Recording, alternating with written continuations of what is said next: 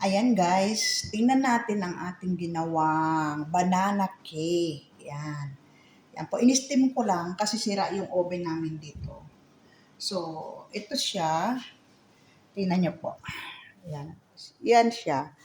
Tapos, try natin.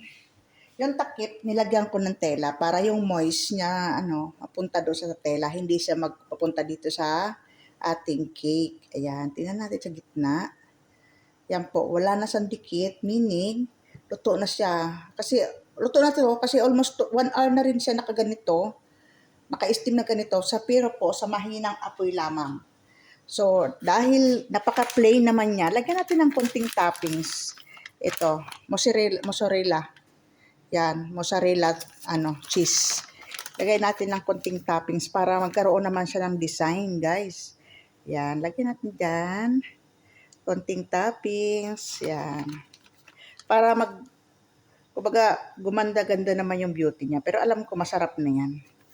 Yan. Ito po ibabaunin namin bukas. Kami po ay pupunta sa, lalabas po kami kasama yung mga katulong din sa kabilang bahay doon sa kapatid ng amo namin. Yan, dahil wala po ang aming amo. Yan guys, o yan na po. Tapos, takpan po ulit natin para yummy, yummy, yummy. Yan.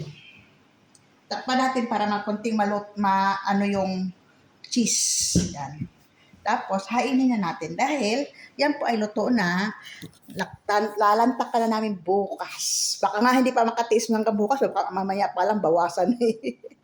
Ayan guys.